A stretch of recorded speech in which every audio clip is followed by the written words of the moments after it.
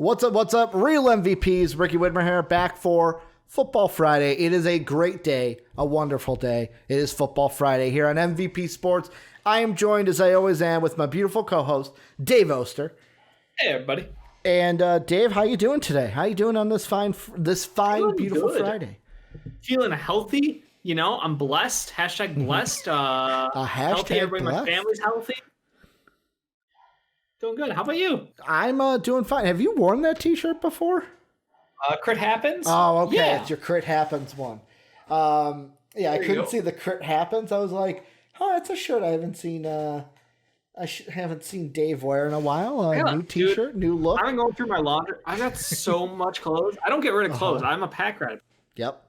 I literally have like maybe 75 shirts. Mm-hmm. I would say at least 75 shirts. Mm-hmm. 15 pairs of shorts, 10 pairs of pants. And like, I just don't know what to do with them all. Like, I feel like I should throw them away, but then I'm like, they're perfectly good. But then I'm like, who would take them if I donated them? Like, I mean, AmVets will take anything. AmVets will take anything. Put them in a bag. I know they'll take anything, but it's like, what would you feel okay about donating? A shirt? Clothes? What shape is it though? Yeah, but like some of my shirts are worn through pretty heavily. Some of them got like the armpits worn through, a little tear on the seam, maybe. You know. I mean, is it better than no clothes though? Like, well, I'm pretty sure no one's going around naked, but depends. Is it like I got heard holes all over it? How much that shit gets thrown out? That's all I'm saying. Yeah, I don't know. It's interesting to hear. I'm the same way though. Like I will wear a shirt until it's like all faded and like. Yeah, that's my jam. Until but then I just don't throw it out. No, I don't either. I just continue to wear it. I just continue to wear it. But we are here to talk about football. It's obviously Football Friday. We had a full football show for you guys. Before we get into everything, though, quick housekeeping. Discord, it's down below. Go ahead and join it.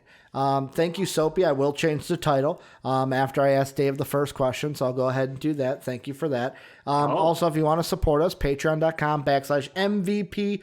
Patreon.com/MVP vids is how you go and do that. You can also throw us a sub on Twitch. Thank you to our Patreon sponsors, Pat Hill and Philly Sean. And then also, we're on Twitch every Monday through Friday, twitch.tv/MVP vids. But we're also on YouTube at MVP Sports. And Dave, you know the deal with Football Friday. We talk about fantasy football. We do some Wet Boys. Then we talk about our picks in the NFL. And today, the first two, we've got 3 topics for fantasy football. The first two kind of go hand in hand, I think, because the first big one is there are a lot of Titans players and there are a lot of Steelers players that people are going to have to replace this week because both those teams are on a bye because I think we're up to, I think it's 5 or 7. I think we had 3. No, it's 5. We had 3, then we had 4, then we had 2 more, 6 have COVID on the Titans. Hope they have their speedy recovery. Also, team personnel, which is like an additional 5 or 6 on that side. So fantasy owners have to replace all of those players. Plus, on the Tampa Bay side, Chris Godwin not playing this week. Leonard Fournette not playing this week. They are ruled out for Sunday. So, Dave, basically the first part of the fantasy football discussion I wanted to have is if you're a Chris Godwin owner, a Leonard Fournette owner, or any of a Titan or Steeler owner, who are some people that basically owners could go and pick up and who they should target for these many, many people that are going to have to be replaced? That first question. Okay. What question? The number one on the agenda. Yeah, the Titans Steelers. Oh, I forgot there was a football game that happened last night. I was like... That did happen. Like, well, crazy. Here's my question that I will ask you is, fuck it. We'll do it top of the show. What were your thoughts last night about the Thursday night football game? Because I completely forgot it happened, apparently. You put it as your number one. I know. By the time we got to the show, I was like, fuck that. That game is over. That's awful. No, it was a surprisingly competitive game.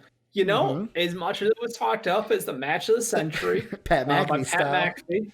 It was a compelling game. Mm-hmm. Now, was it a clean game by any means? No. But I think this garnered so much attention by fans, and there was a lot of vitriol towards the Jets and what they had done. They're like, hey, we've got this tackle. We got this blue chip left tackle who's going to be the future, of this franchise. We're going to put him on the bench. He's got an injury. He's gonna start on the bench. Up 3 plays in, our replacement guys are just go fucking out there. You're not that hurt apparently. Just go out there and fucking deal with it. You're not that hurt apparently. Sam Darnold gets his fucking shoulder like suplexed into the fucking ground. Oh, the Broncos. I want to give them credit, but also I don't want to give them credit because they threw a pick six, 3 interceptions on the day by Rippin. Still haven't learned how to pronounce your name correctly after watching that game. I was mostly just yelling at you. It was a game that happened though. Like I'm glad that this got televised nationally as the spotlight game. Everybody gets to see how much of an embarrassment the Jets are. Everyone gets to see that the Broncos aren't in the best place. They still have some talented players on that team, at least. Jerry Jeudy. There's a gap between those two teams. You gotta love Jerry Jeudy of basically, I'm gonna get this touchdown and stare down that defender. I forgot about that. Yeah, Jerry Jeudy, big catch down the sidelines, reels in for like 40-something yards. The defender falls down trying to make the deflection, and Jerry Jeudy turns, looks at him, and backs into the end zone like a badass. Like that disrespect, baby. For your first NFL touchdown, that feels good. I also love Dave screaming, Tim Patrick! Who the fuck is Tim Patrick? Who's Tim Patrick? Someone tell me who's Tim Patrick. I've never heard of Tim Patrick. Is he playing in the XFL? Like, you asked me, and I was like, I don't know who the fuck Tim Patrick is. You're like, he's got 7 targets. I don't understand. Like, I'm pretty sure the Jets are playing with an XFL roster right now. Noah Fant got 6. That's the guy you needed to get targets, right? That was the one you were hoping. A touchdown target. He didn't get it, so I'm a little disappointed. He still had some yardage. Yeah, he's by far like the second best receiver on that team, maybe the most consistent. At least Jerry Jeudy looking at you. Yeah, the 2 things I liked from this game, Dave. Number 1, I'm glad I picked the Jets defense because 8 points. I'm happy with 8 points. Like, at least it ain't negative. I'll take the 8. Only lost 10 from a normal defense, and then also, do you see what happened after the game with the shaking of hands? Apparently, Vic Fangio was telling his players, go to the locker room. Didn't want anyone to shake hands with fucking Jet players.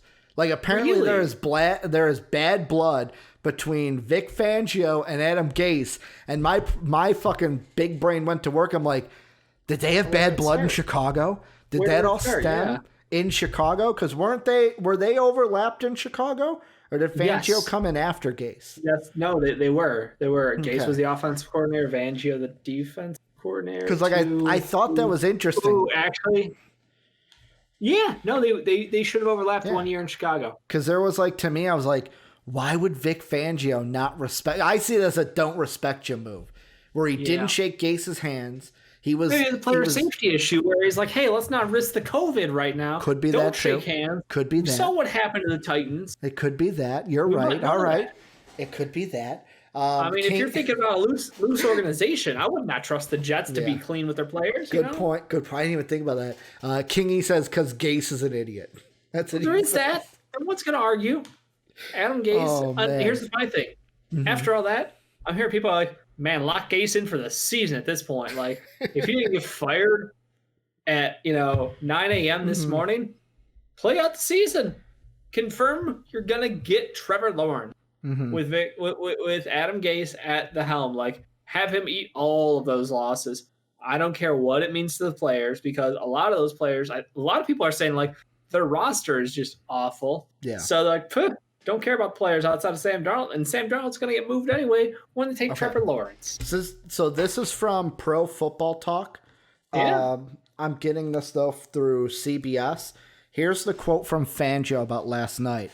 There was just a couple personal fouls there at the end, and our sideline was getting pissed off about it. Fangio told reporters afterwards per Pro Football Talk. And I just wanted to avoid any confrontation at the end of the game and having it get ugly there. So I tried to get our guys to leave quickly just to avoid anything happening there. I thought it was the prudent thing to do. So I guess no bad blood, just he didn't trust his players to, not start arguments or fights after the game. Sure. Dave's like, sure, I totally buy that. I totally buy that with everything that you're telling me.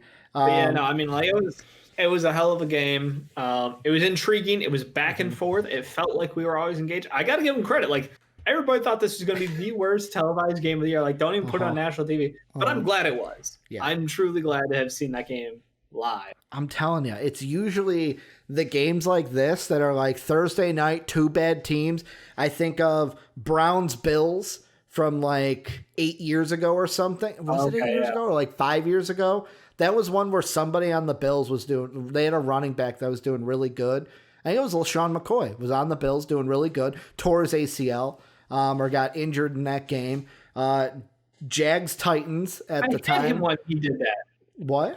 LaShawn McCoy was on my team when he did that. Yeah, I think he was. Because I remember I was at a concert downtown Chicago for the Chicago Symphony Orchestra for one of my classes, and I had a Bill in that game, didn't do anything, and then one of them gets injured. And then also like the infamous like Jags-Titans game I keep bringing up that was like 9-7. Well, there was that and trashy. They won. To where it was like shit, like that was not a good game. Both of these teams had horrible defenses, so everybody wins. Yeah. You know? And don't forget I think it was the Thursday night that had the colorblind game? The Color Rush colorblind game? Color Rush. The fucking the Jets and the Bills that was all red, all green. Bright red, bright green. My TV looked like it was just completely wrong. I was like, I gotta tune this down. You and I were at Red Robin at the time. We were eating at Red Robin that day. I remember that day. With Sal, with good old Sal. Yeah. That was the day he brought us free food. Remember? He was just like, here, have this. Yeah, and we didn't know what was going on. And like I was like, here's your, and we're like, wait, what? And he's like, no, you guys ordered that. You know what? You're right. Yeah. Oh man, I miss Sal. I wonder how he's doing with his family. Out in Colorado, high as hell. Yeah. Oh, probably. But yeah, now let's move in proper to what I jumped the gun about. Fantasy football. Dave, basically Godwin's out, Fournette's out, all the Titans, all the Steelers are out this week. This is just going to be a general discussion of who you should pick up to replace players in case you've got Steelers, in case you've got Titans, because I know for you, Dave, you got Juju Smith, you've got Jonnu Smith, like you've got players. Okay. You know, I was stuffing I had multiple wide receivers, multiple tight ends because I'm a weirdo. Yeah. Who rocks multiple tight ends. One of the things that actually came up today, our boy Lazard is injured. Muscle surgery. Yep. So he's going to be out indefinitely. Yep. So that means we're in a situation where MVS is the guy you go to. He's available in a good portion of the league. Now, he is not my favorite wide receiver, and I think some people are also hoping that Darius Shepard continues to get some targets out there. So MVS is your number one pickup because obviously Devontae Adams still in question with a hammy. So like MVS 100%, if he's available in your league, pick him up, play him 100%. You can't go wrong with that. Yeah. Darius Shepard is a backup wide receiver, is a wide receiver 2 or a flex.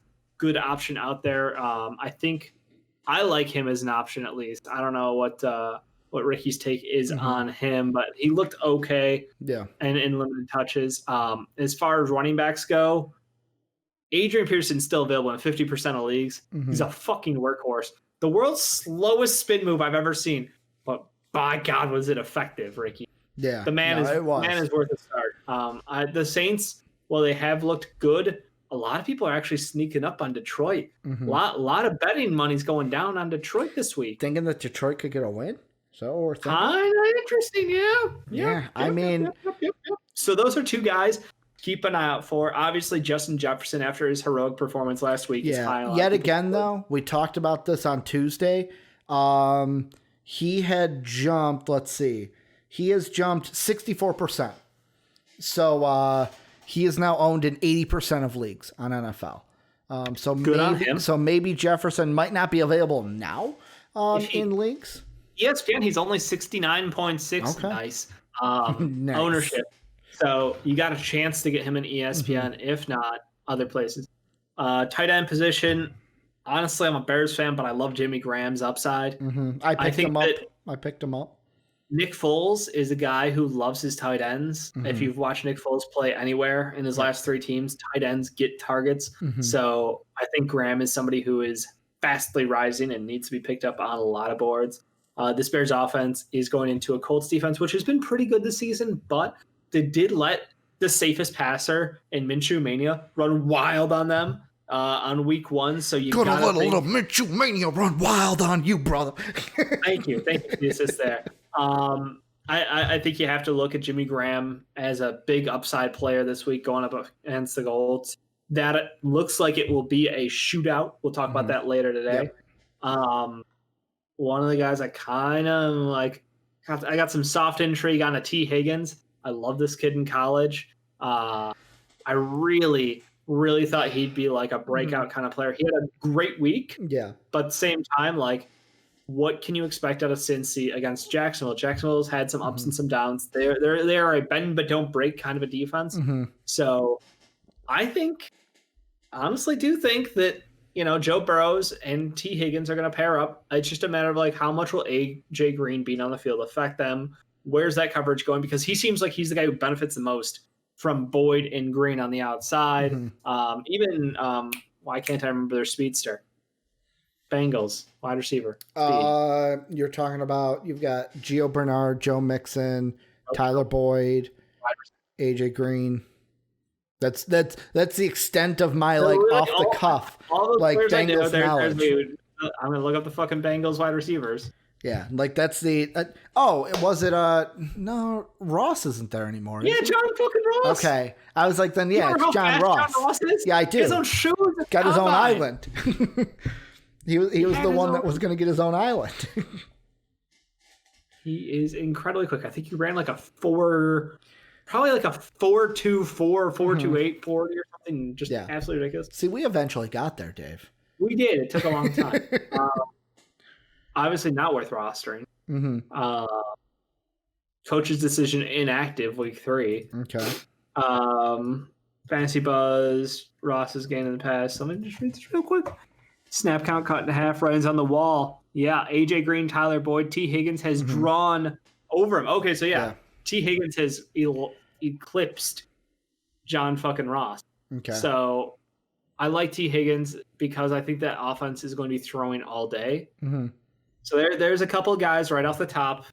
What do you think, Ricky? For me, my focus was on quarterbacks because if you have Big Ben and you have Tannehill, let's say you're someone that's got one of them and you're like, well, fuck, I need a new quarterback. Because for me, I take my one quarterback and then I'm like, I'm good. Let me stack up on wide receivers and running back. So if you've got Tannehill, if you've got Big Ben and you're looking for some options. I had Big Ben, let's be honest. Nobody had Tannehill. The number one guy that I would target, because he's only owned in 15, 16% of leagues, he's had 24 points week 2, 25 points week 3, and he goes up against the Seattle defense that likes to give up points to quarterbacks and wide receivers. Ryan Fitzmagic. Ride with the Fitzmagic this week.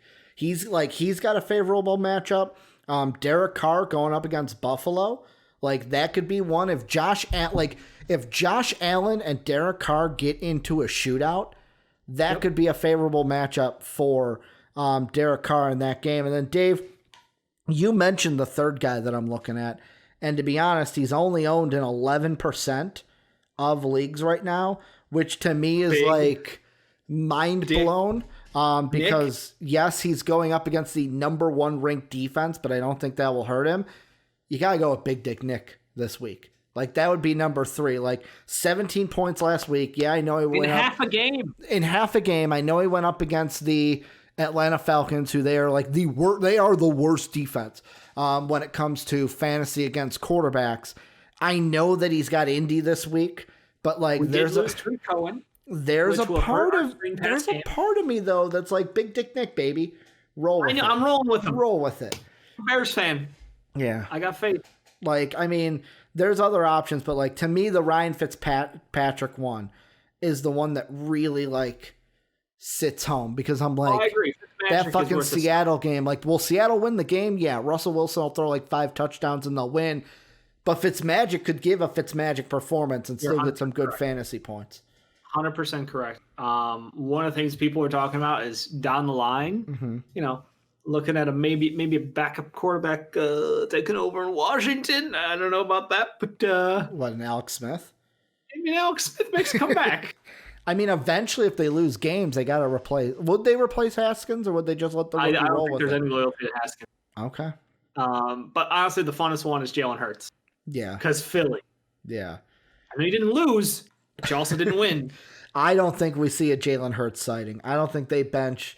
I think we see fucking. My brain just lost it. I think we see Alex Smith before we see Jalen Hurts. I want to make a bet on that one. What would you want to give up? I don't know. Jalen Hurts has been in the game at least this year. He's gotten to carry the ball twice. Mm-hmm. Actually, let me look at my team. Carson Wentz has taken about 45 fucking sacks, it feels like. Well, quarterback hits, not sacks. What's a position in fantasy you would need?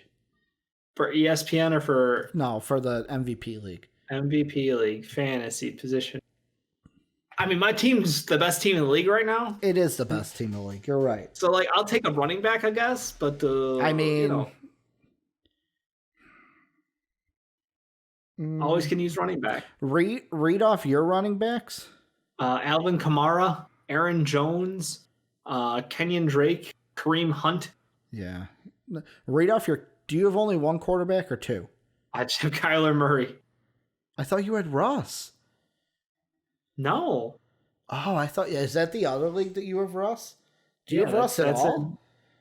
I've got Russ in injured reserve. Yeah, the thing I was gonna think of is like a fantasy bet. Like if I'm wrong, I'll give you Mark Ingram straight. There's a player. I got J.K. Dobbins. I don't want Mark Ingram. But if you're you need a running back, that's obviously it's I'm not gonna put Delvin Cook on the line. I'm not that stupid. If I'm putting up fucking Kyler Murray, maybe you would. Yeah, I was not gonna. After you said you only had Kyler Murray, I'm like, no, fucking Mark Ingram. A Mark Ingram for Kyler Murray bet. If Dave loses, he loses. Kyler is not fair at all. But yeah, because to me, the only positions, I don't think running back and wide receiver, those are conversations we've had to where it's if Juju doesn't play, Juju's not going to play. Corey Davis ain't going to play.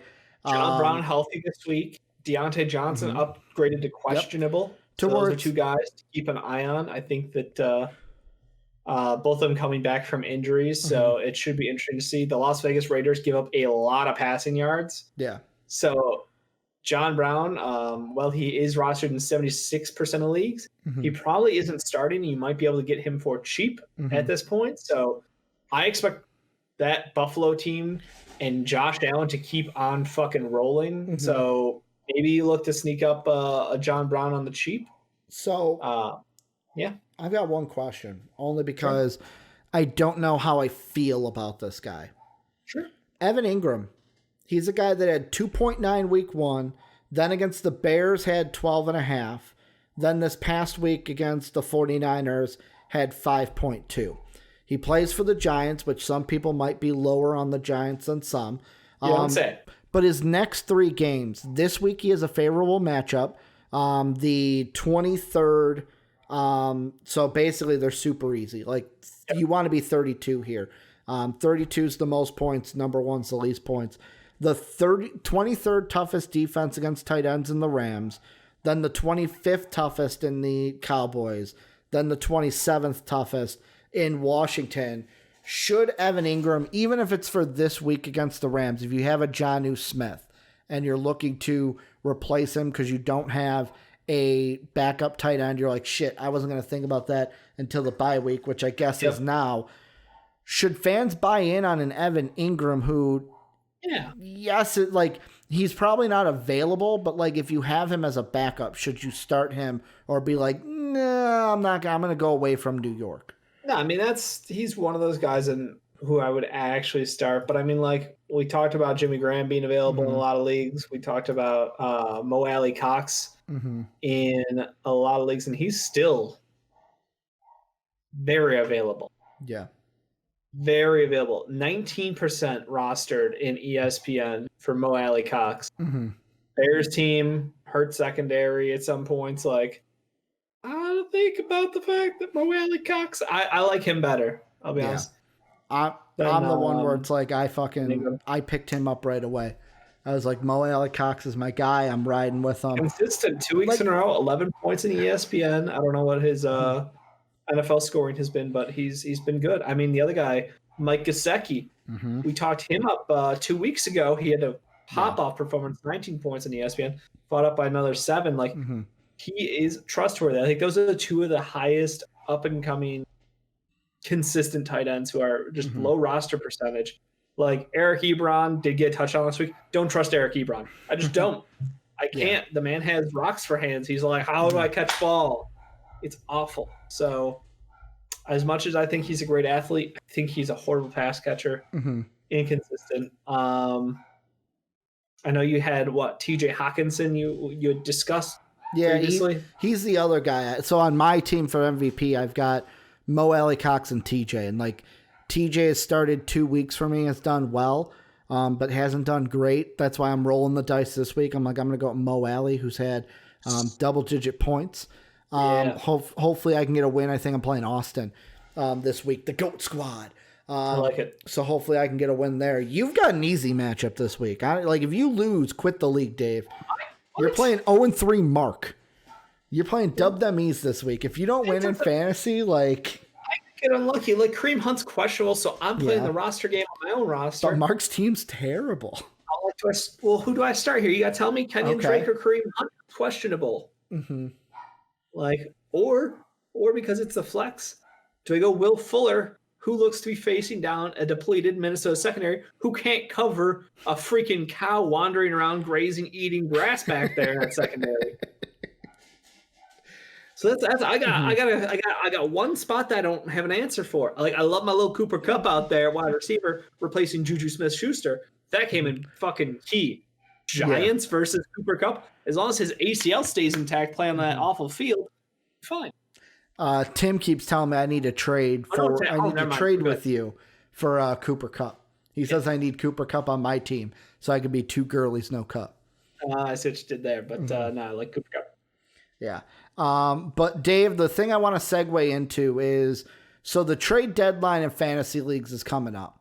And, really? Already? Well, it's a couple weeks away. We're week 4. Usually like week 7, week 8 is when we're looking at trade deadlines in leagues.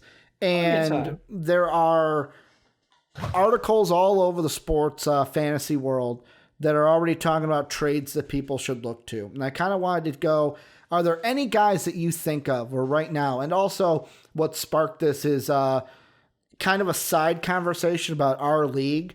I love how the people in our league, Sean, I'm looking at you, where it's immediately like, oh, Dave doesn't have Juju this week. Dave's going to replace him by going with a trade instead of going to his bench or going to free agency. I drafted like a fucking genius, though, so why would I need a trade? I love that question in the Discord. Hey, Dave, because Juju's not going this week, you want to make a trade? Dave's answer was simple.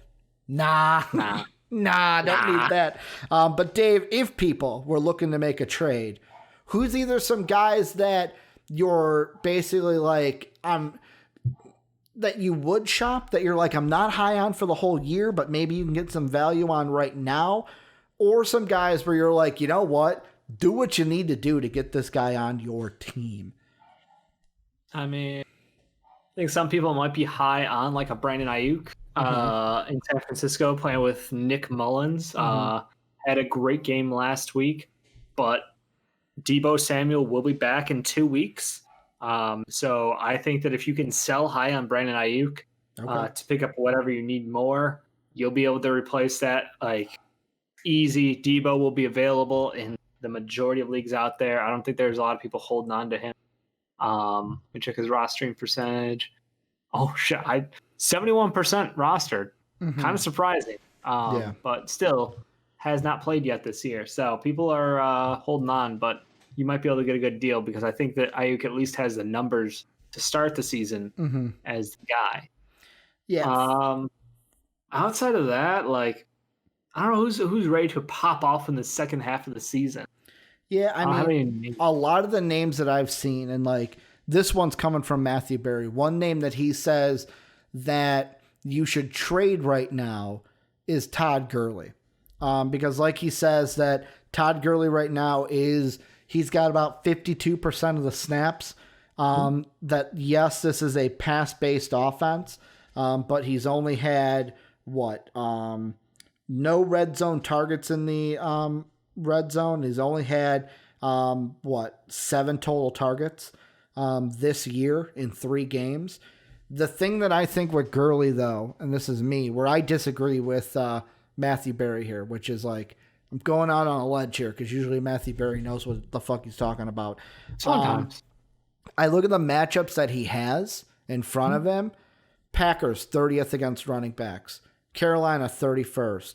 Minnesota, 25. Detroit, 26. Carolina, again, 31. Where it's like, he might be rolling through the best stretch of games to where it's like, I understand where if let's say you don't need running back and you're like, I'm stacked at running backs, I even got someone on my bench that I could put in as a replacement to him, then yes, go ahead and trade him because you might be able to sell him high because of the matchups coming up.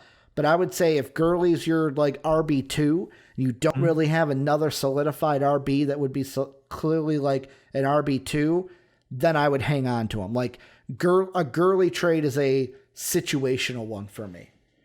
All right. Kind of makes sense to me. I got no real issue with that one. The other guy is Aaron Rodgers. It surprises me that most websites are saying trade him away. Why? Because they're saying that this is a run-based offense and that the injuries to Alan Lazard and the injuries to Devonta Adams is only going to hurt Rodgers' production rather than help it. Yeah, because we all knew Lazard was a superstar, top 5 wide receiver in the NFL. He had a really good game.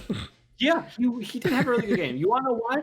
Because he had Aaron fucking Rodgers throwing to him, dropping dimes and suck it signs. Like, what do you expect? I love that T-shirt, by the way. I'm gonna get one. As a Bears fan, it hurts me, but I'm gonna get one. The suck it sign. It's a dropping dimes and suck it sign. It's a Pat McAfee T-shirt. It is. Of course, glorious. Dave's got to support the shows that you watch. The brand. Support the brand. Support the brand. But yeah, no, I think they're insane. I think anyone who thinks that Aaron Rodgers isn't exactly what we see right now, like he's playing without talent at the wide receiver position. It's all he's done his entire career. Yeah. What do you think? Like, if you went out and, were able to sign, I don't know, maybe an Antonio Brown to this team who's available, still serving suspension, I understand. Still got 4 more games to go after this week. Yeah. But if they could land a top-tier wide receiver, why not? I wouldn't be surprised now that I hear that John Ross got fucking benched. Kick the can. See what's up. See what's up. Yeah, I just think that there's a need for wide receivers, but like Aaron Rodgers is Aaron Rodgers regardless of who's on that team. Yeah, he is phenomenal. I'm on the same page. Where like I was gonna suggest to people that if you need a quarterback, and these articles are out there saying like, oh, you should trade away Aaron Rodgers. If the person in your league that owns Aaron is one, because like there's different types of fantasy people. There's the people that love to trade. There's the people that are waiver wire junkies. But there are also people that are like what's a good name for them? I should say the fantasy news warriors, or like the Matthew Berry disciples. Yeah. Where it's like they go through the like, oh, that's what they're saying. I got to do it. He's the expert. I got to listen to him. To where like if the owner of Aaron Rodgers is like a Matthew Berry disciple in your league, throw him an offer, because if you can get Aaron Rodgers, I think that is a situation of like you have a basically start him and forget him kind of thing until his bye week. You don't want to forget him on his bye week, so he won't get any points that week. But like I saw that and I was like, fuck it, man. If someone was looking to trade Aaron Rodgers to me, I would be willing to listen to that offer, because like you said, Dave, the wide receivers don't make Aaron Rodgers better. Aaron Rodgers makes the wide receivers better. Yeah. Oh, and this week he's going up against Atlanta, so expect 50 points. I know that's an exaggeration, but you know what I mean. He's going to have a butt ton of points this week against Atlanta, who's really bad against quarterbacks. Nick Foles got 17 in one half. Mm. I mean, I don't disagree. Mm-hmm. I don't disagree in the slightest. I think that so many people buy into that, like, oh, I can flip them high. Like, I feel like that's week to week guys. It's not like career dominating like guys like Aaron Rodgers. Like, you just don't drop an Aaron Rodgers. Or you don't move an Aaron Rodgers. It's not a thing you can do. But if you could pick up, to me, like if you could pick up then a running back that would help you even more. Like, that's why I would flip the quarterback. You have another quarterback who can get you 30 any given week. Like, that's the problem. You would need to have. I think you could pick up Nick Foles, who's only owned an 11, and be fine. Be fine with him as your starter. That's a lot of confidence for Big Dick Nick. I mean, I like the Bears. I'm a Bears fan, but I would not make that downgrade unless I'm getting a top running back. Like, I'd have. And shit, this year running back's just oof. It's an ugly position. Yeah, and that's why like I put more value in the running back. And like people with Aaron, like if you have Aaron Rodgers, it was like that's the thing. If you're going to trade for Aaron Rodgers, you're going to have to give something up. And I feel like if people are low on him now, that you can get him for cheap. And like I said, quarterback wise, like there are guys on the waiver wire that's like, yeah, are they the top tier guys? No, but like you can live week to week if you're getting points from somewhere else. Like I'm looking at Nick Foles. Let's go to his career in fantasy. Let's see. I have to go back a couple of years. Well, the last season he played the most games. 2015 he played 11 games. He didn't 5 years back. He didn't do that well. He had about, let's see, where's the fantasy points? He had in that year 96 fantasy points in 11 games. That's not so great. In Jacksonville through four games, he had 37 through 4 games. But like you look at Philadelphia in 2018, he played in 5 games and he had 75 points. To where it's like, is he going to be the lights out guy? Points a game? That's not that to great. me, it's like that. That's the bare minimum, though. Like that, I think that Nick Foles is a 15-point a guy with the potential of more. Like he's not going to be a guy that gets you like 5 points in a game. Russell Wilson has 30, 32, and 36. Yeah, Nick Foles ain't going to be Russell Wilson. I'm not saying that. Like Aaron Rodgers is like the same thing. Aaron Rodgers has been a 30-point guy every single week. But if you can flip him for like, and that's the thing. Like, what running back would you need to get for Aaron Rodgers? That's my question. I would the running back rankings like. I would take if you can get him for Mike Davis, like. Mike Davis would be Mike fucking Davis? Yes. Like, that is something, like, that would be the bottom line. Like, obviously, you're not going to get a Dalvin Cook. You're not going to get the Nick Chubbs, the top-end running backs for Aaron Rodgers. But, like, that's the thing with this. If you're going to give up Aaron Rodgers, like, that's the thing of, like, I wouldn't trade him away, Dave. That's not what I'm arguing. I'm not arguing to trade him away. I'm arguing for... if you have guys in your reserve, if you have a running back, I would offer Mike Davis for Aaron Rodgers, especially if the person needs a running back. Fuck it. I would even offer, and yet again, this depends on how many you have. Let's say you have 2 running backs ahead of him and he's in your flex. Like if you're just, hey, I drafted running backs early. Fuck it. If you had Melvin Gordon, I would offer him. Just because of like the 4th running back in ESPN. I mean, he's ranked 19th, but he had, let's say, he had 25 points this week, his highest. He has 16 and 15 are his other 2 highest, to where I think you can work something out. Even if you're like, you know what I would also do? And yet again, this is me swinging for the fences, is if you have deep enough running backs, I would even throw out the old adage of like, I'd throw up a Raheem Mostert in a Aaron Rodgers deal if you're trying to get him. Because Raheem Mostert, yes, he's injured right now, but could you try to sell that person on the when healthy, you're getting a player that's going to give you more points than Aaron Rodgers. Yeah, like, he's at least what? Week 5 or week 6, so it's not that far out, honestly. Yeah, 27 and 20 points. Like, that's the thing.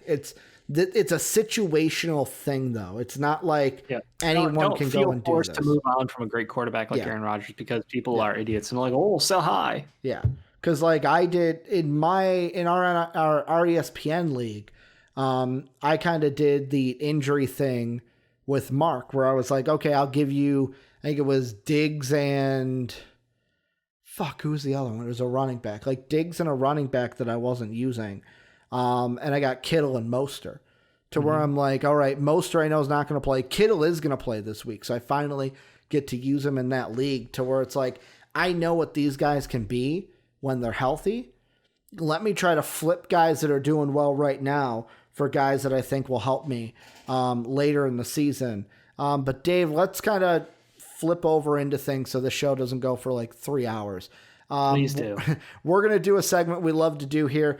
These are the dampest of dudes, the soggiest of shooters, the moistest of men, and sometimes the mistiest of misses. These are our wet boys, our players of the day from the day prior. How it works is usually Dave gives a wet boy, I give a wet boy, and then the patrons at patreon.com/MVPvids, silver and above, get to vote for their chance to select the wet boy of the day for the patrons. So if you want to do that, go ahead, support us, patreon.com. But Dave, let's just roll right into it. October 2nd, 2020.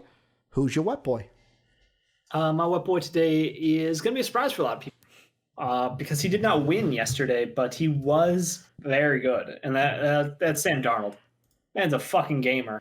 He's playing with trash around him, literally surrounded by garbage in that city. And he is out there doing everything he can to win football games. So I want to give him credit. Shout out to him for fucking balling out. I mean, his touchdown run was awesome. Little hezzy slide there. He's like, was he going down? No, not going down, bitch. Just juked you. Just juked you. Nobody can tackle.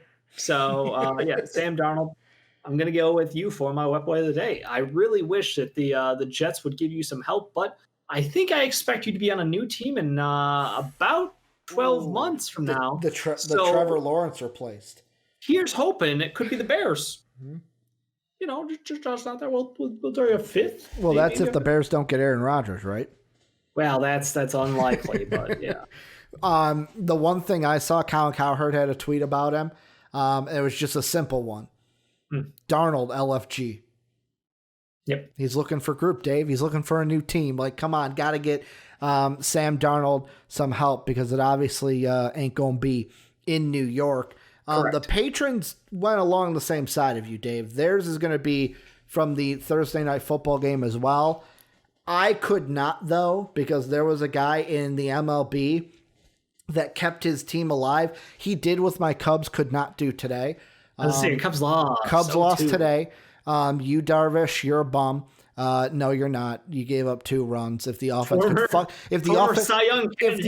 could fucking hit the ball, then maybe we would have won some games. I don't know. Maybe that's it. Like, we couldn't knock in runs. We could get people on base all day, though. That's more frustrating. Like, we got shut out by the Marlins in 2 straight games. We should be fucking embarrassed. Furious and embarrassed. And like, I told you. I thought about it today at lunch. I looked at the line and everything. And I was like, I should bet on the Marlins. I should throw $100 on the Marlins to try to get some money. But then I was like, no, I can't bet against my team. And plus I'm like, I don't want to dive into the sports betting because I have an addictive personality. And if I win, that's not going to be good for me. And I might lose more money than I win. So that's kind of what went through my mind today. But I got to go with Fernando Tatis Jr. from Slam Diego, Dave. Just had 2 home runs, 5 ribbies. Kept his team alive to play today. You know, yeah, pretty casual day. The one thing I forgot was to put the logo behind him. I looked there, I was like, shit, I forgot to do that. Right now, there's 0-0, bottom of the second, but hey, he gave his team new life. He gave them a second day. I want this Padres team to move on, even though they have injuries right now that are hurting them. Plus, it's on the side of like, well, if the Cubs are out of it, fuck the Cardinals. I don't want the Cardinals anywhere near the next round. So let's go Padres in that one. And then, Dave, the patrons, they go with our second Chubb to get a wet boy. This time, Bradley Chubb. 5 total tackles, 2.5 sacks, 2.5 tackles for loss.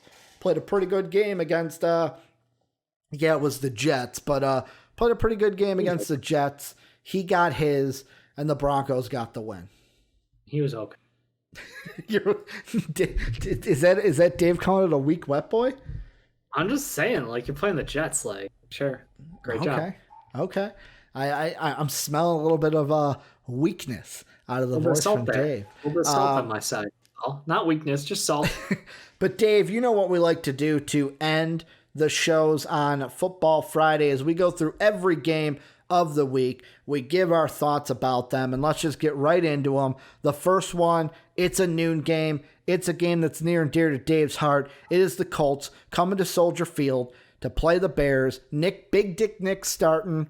The Colts are 3-point favorites. How is this game going down, Dave? Honestly, it's a toss-up.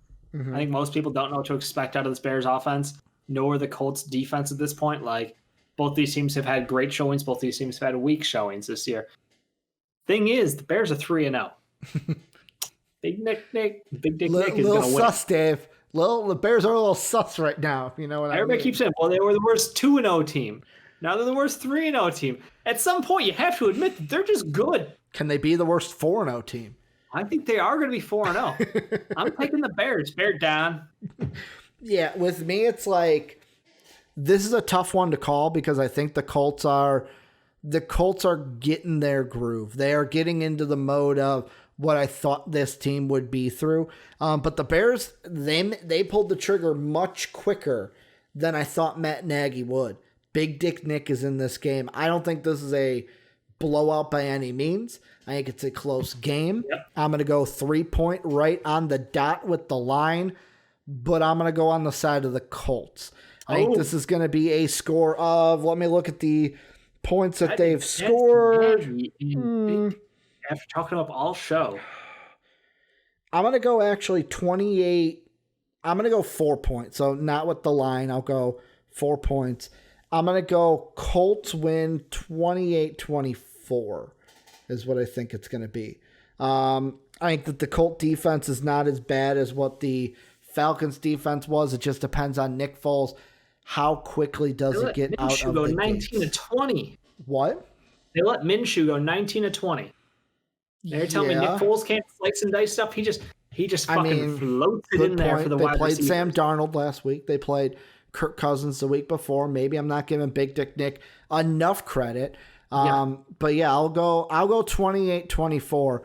And if I'm wrong, I'm wrong in that one. But like, I think this Colts team, they're catching steam. They're going to get another win. Because I feel like I'm kicking your butt.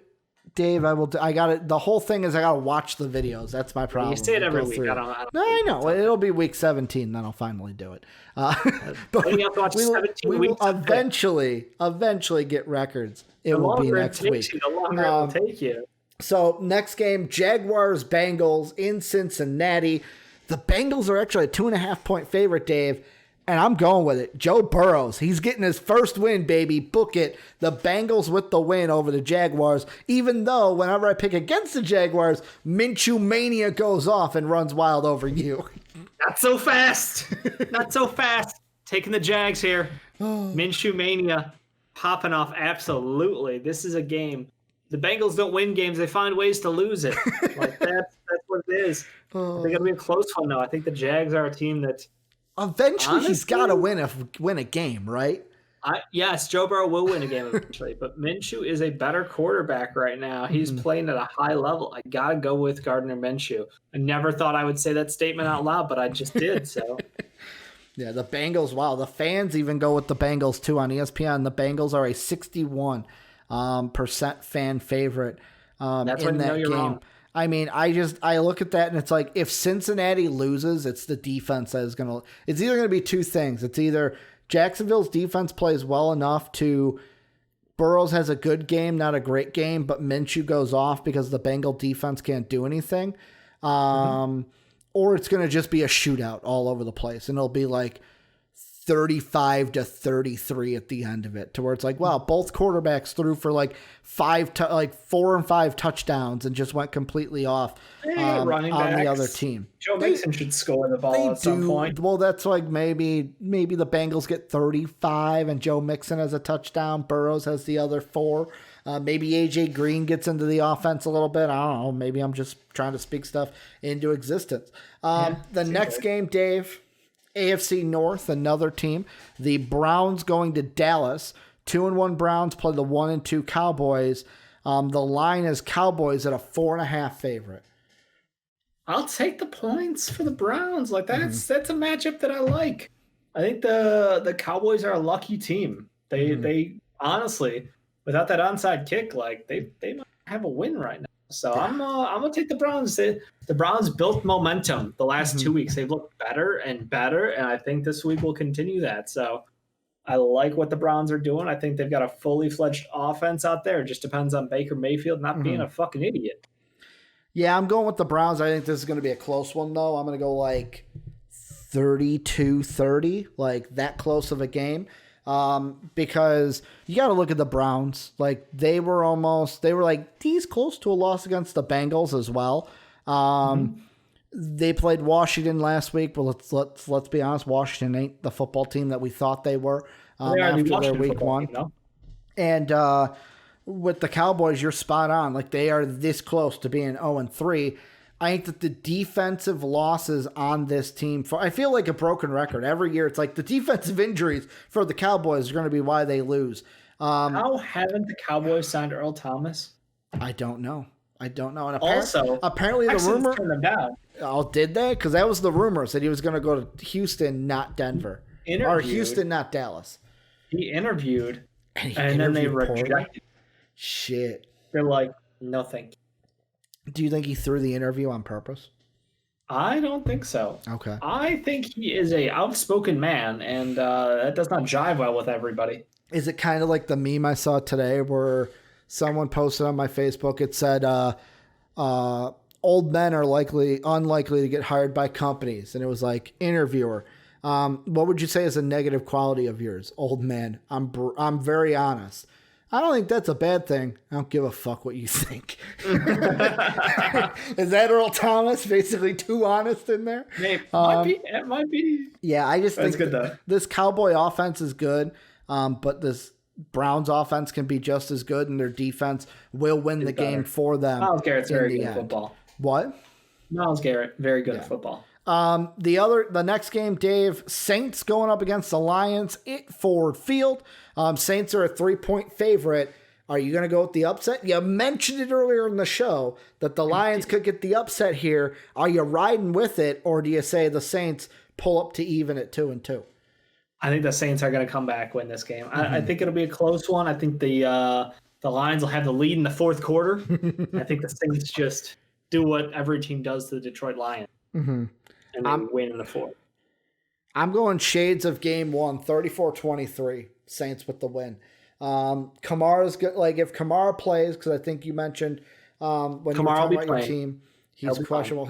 If he plays, he's going off. He'll get points. Kareem Hunt was questionable. Kamara's fine. Hunt. Okay. Kamara then will get points. The Lions will get theirs. Matt Stafford's not going to be like a scrub out there. But yeah, the Saints, I expect them to win 35-23. It's not going to be a really close game, but it's not going to be a huge blowout in this one. Then to me, the intriguing matchup, because this one could be an upset because it's in Miami and not Seattle. Really? But I still got Seattle winning. Seahawks, Dolphins. Mr. Unlimited.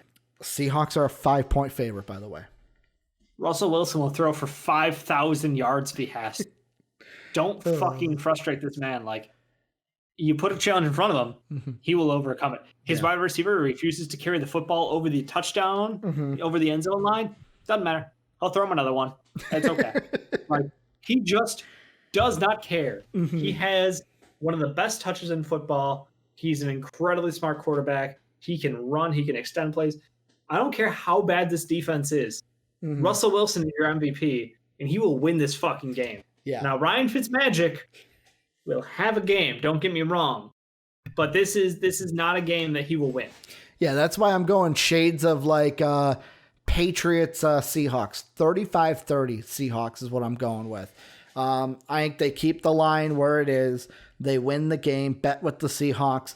But like I said in fantasy, I expect Fitzpatrick to have a good game here as well because of what that defense looks like.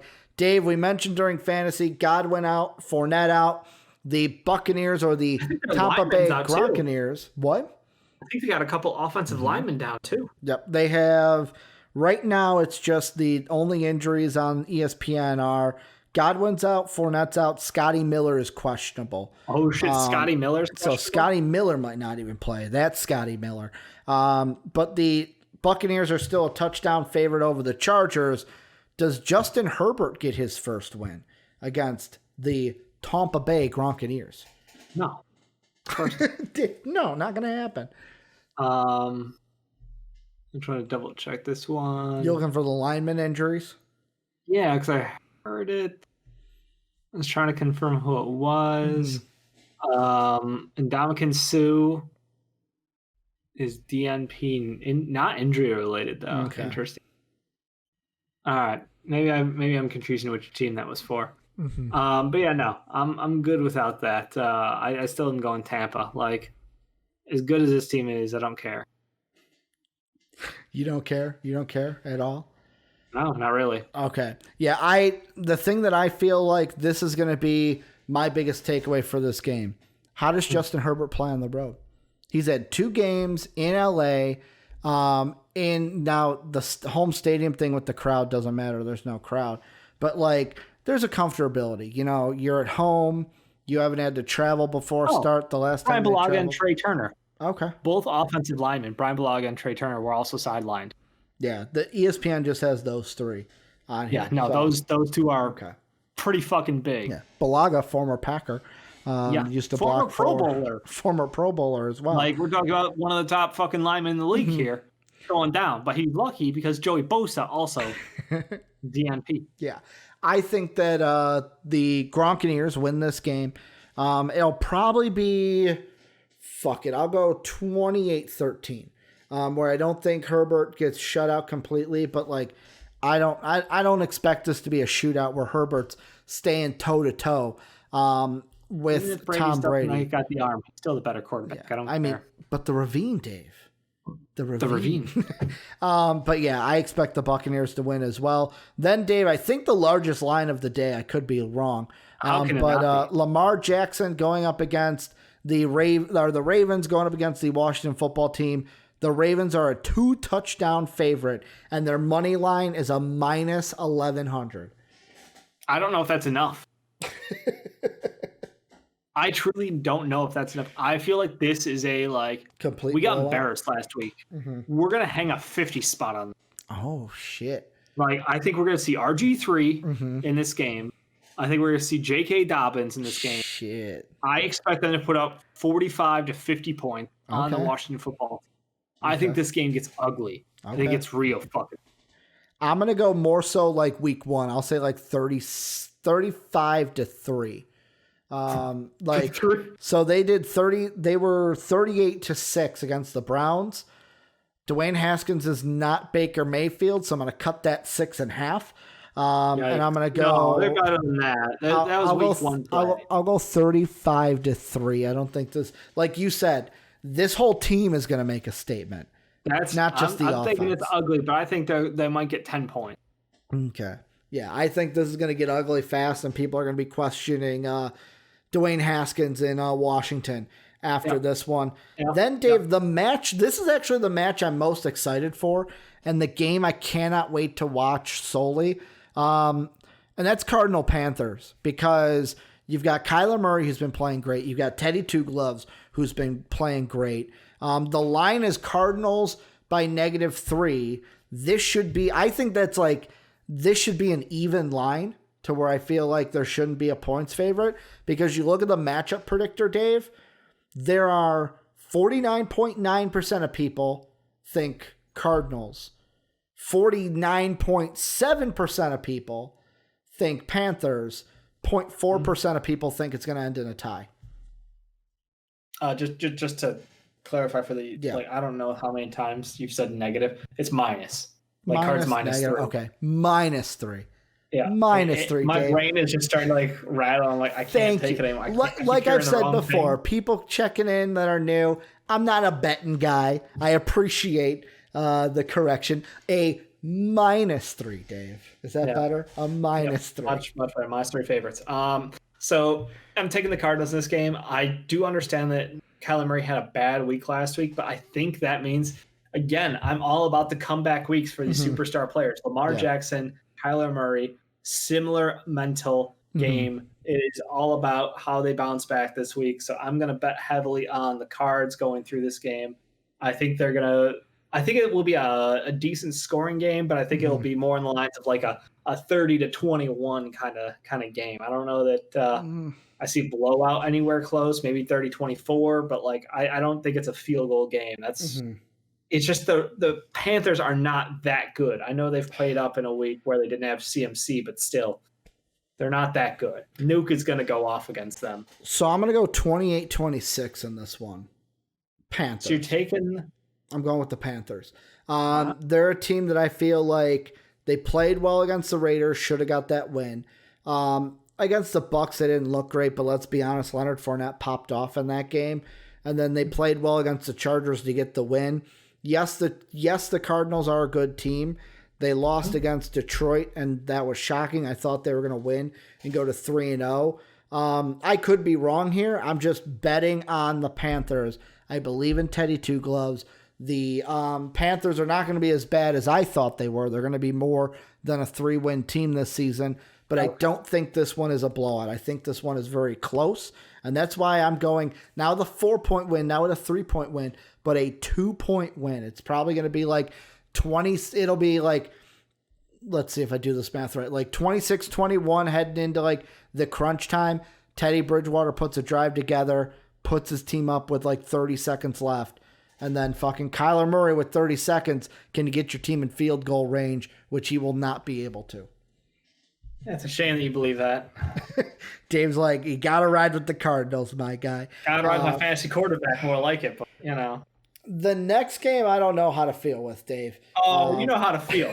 Because I know who I'm going to pick. Say it out loud. Like, because you've been shit-talking the Texans all year. Yeah. And now you got to look at the fact that your Vikings not looking so hot in this matchup. So this one's interesting because Vikings 0-3, Texans 0-3. Someone's got to get a win.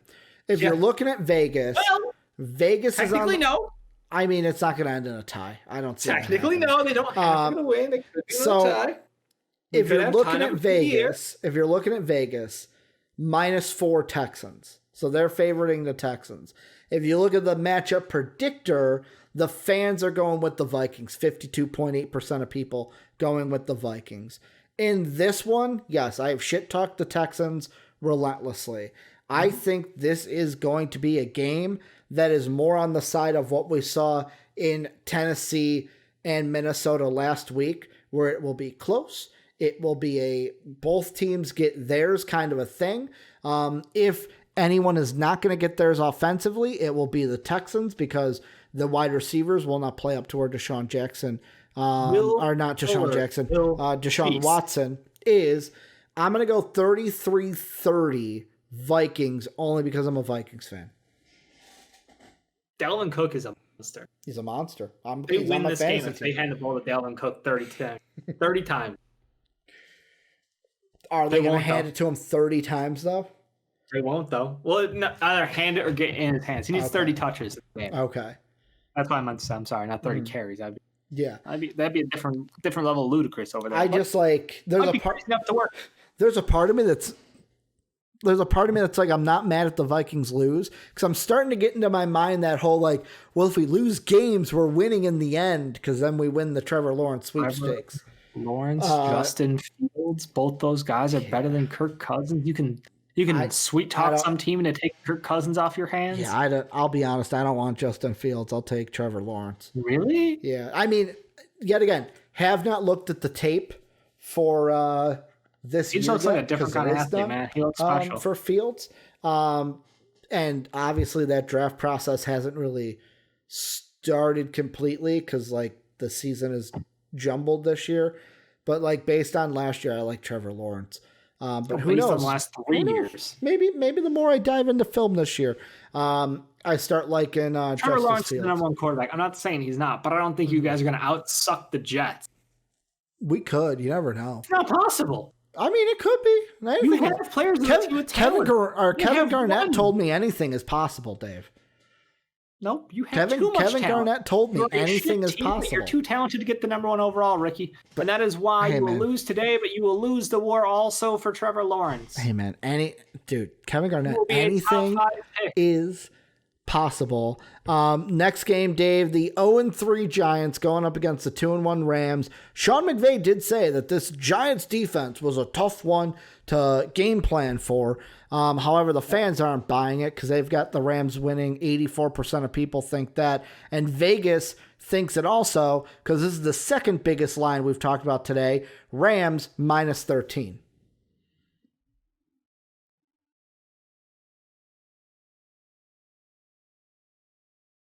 I got anything else to say?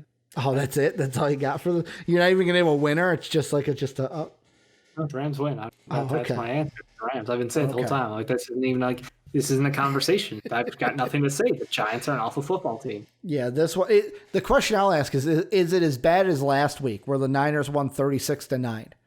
Yes. Well, okay. I think the Giants will score another time. I think the Giants will get to the mid to the high teens. More like Pittsburgh, like 26-16? Are we thinking like 36-16? 36-16. Okay. 36-20 sounds about right. Somewhere in that range.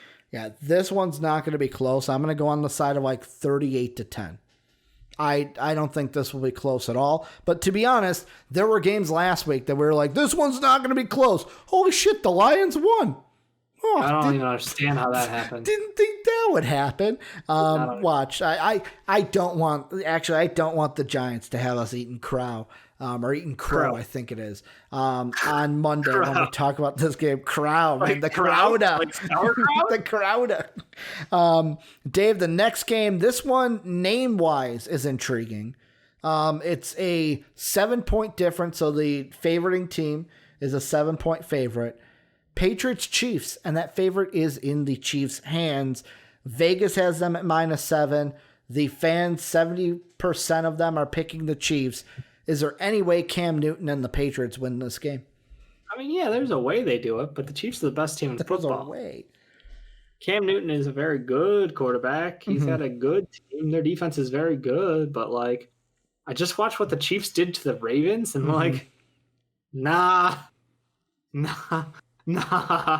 That's okay, Patriots. That's okay. I'm gonna say 35-30 again. You got close, okay. I think this goes. Good, like I said. I think this goes down the same way as Seattle. I'm gonna go with the Chiefs. Down to the line, eh? Down to the line. Cam Newton doesn't get it done because they basically are like, Cam Newton's the only one on this team, yo. Like, I'm just afraid of anybody who tries to play against the Chiefs. It just feels like anytime he is challenged, anytime he's challenged, he's gonna throw the ball like, yeah, not Patrick, Pat Mahomes. Pat Mahomes. Sorry, Mrs. Mahomes. He's got to throw the ball like 500 times. Like he's just, I don't even understand it. But the man hits new heights. Like he feels like a Super Saiyan. You know how like Saiyans, it's always like, oh, the more times you lose, you get stronger every time. Like, it's the more time he wins.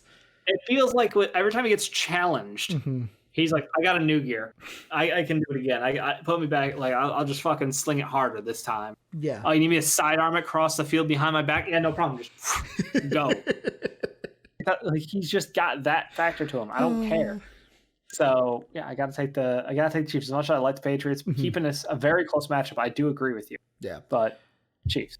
So the next one, this is kind of a la Cardinals Panthers because the fans are nearly split down the middle. 50% for the Bills, 49.4% for the Raiders. Vegas is going on the side of the Bills -3, Dave. Bills go to Las Vegas, that new stadium in Vegas. Gorgeous stadium. Do they walk out winners when they go to Allegiant Stadium? Totally. Josh Allen's for real. He's a fucking stud out there. I think that his arm strength, his legs, like, total package, man. He's probably flying under the radar for one more week.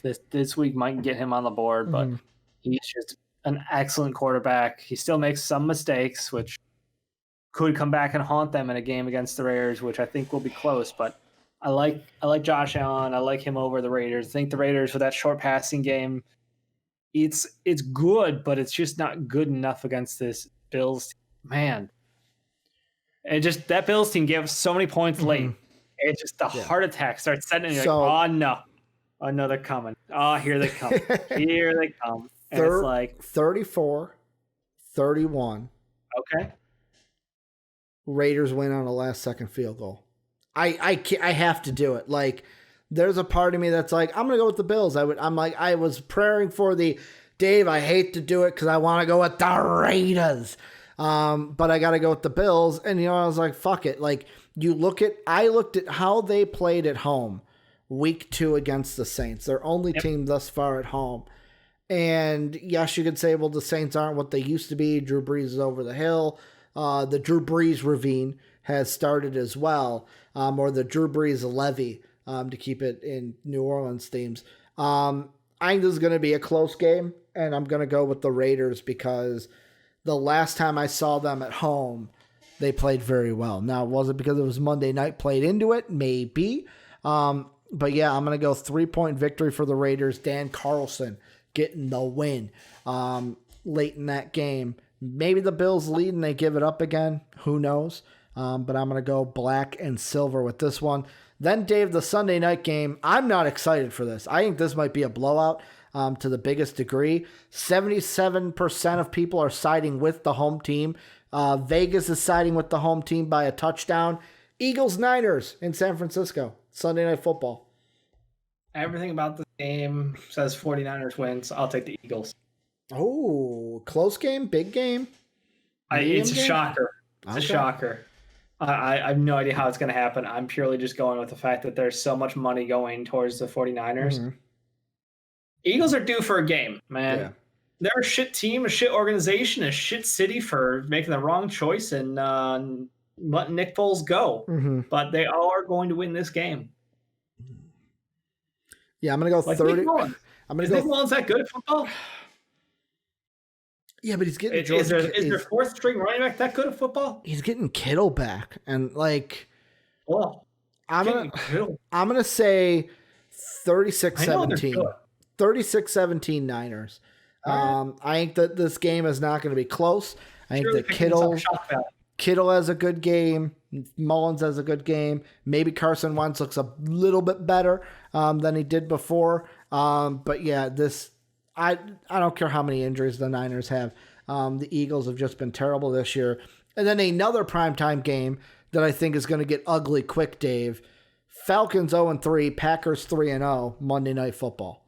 The favorite is the Packers by 7.5. Yeah, that line seems about right. I think this one will be about 40-35. So I think the Falcons will cover, but I'll take the Packers for the win. Yeah, I'm gonna go 42-33. 42-33. I almost wanted to go 38. I don't know. I don't think so. Actually, let me check it out. I will check because I have them both on my ESPN team that I have not looked at yet. I looked at it yesterday just to make sure I didn't have any Jets or Broncos. Julio is questionable. Gage is questionable. Oster is out. That's what I know. Kittle is in. But yeah, I'm going to go Packers in this one. Fucking Aaron Rodgers, 4 or 5 touchdowns. Book it. I don't care who he's throwing to. He'll fucking throw that. He'll throw that tight end kid if he needs to. 3 touchdowns for Aaron Rodgers. Light week for him. Aaron Jones can do a lot of heavy lifting this game. But does he get some throws to Aaron Jones? Oh, he will. Go to touchdowns. He has to because he's down another wide receiver. I mean, I'm going, let's say he gets 5, 2 to Aaron Jones, 1 to the tight end, 2 to MVS. That's a good day. That's true. Falcons are such an awful passing defense. You're right. Maybe 4. I'll meet you at 4. I don't think 5, though. Yeah, I just don't think this game is going to be a good one. Like, I feel like if it's a good one, the Atlanta offense needs to come to play. They have. Most weeks they have. And that's the thing where it's like this needs to be a shootout to be a good game, but I wouldn't be surprised if the Packers. But nobody wins shootouts against the Packers. Yeah, that's the thing. Aaron Rodgers gets the ball. Aaron Rodgers wins the game. That's the rule. I don't make them. I just follow them. You're right. Also, from ESPN, there was an article earlier today. Falcons, Julio Jones feels good despite hamstring injury. Get fucked. So he's questionable still. But that is going to do it for MVP Sports Live. Thank you guys for checking us out on this wonderful Football Friday. I wish you all the luck in your fantasy football leagues. That's going to do it for Dave and I this week. We'll be back on Monday talking NBA Finals. I think 2 games this weekend. It'll be over. Well, it's already over. Like, we talked about that already. But Game 2 is tonight. I think Game 3 is on Sunday. Yeah, I think it's Sunday, then Sunday, Tuesday, and then the big break from Tuesday to Friday, if there is even one. Well, I think Tuesday it all ends. But yeah, remember, Discord, link down below in the description, or !Discord into Twitch chat. Make sure to check out patreon.com/MVP vids if you would like to support us. You can also support us by giving us a sub on Twitch. Thank you to our Patreon sponsors, Pat Hill and Philly Sean. And we're on Twitch every Monday through Friday, twitch.tv/MVP vids, but we are also on YouTube at MVP Sports. Thank you guys again for checking us out. Wish you luck this week in all of your fantasy football endeavors. And as always, have a good day, everybody.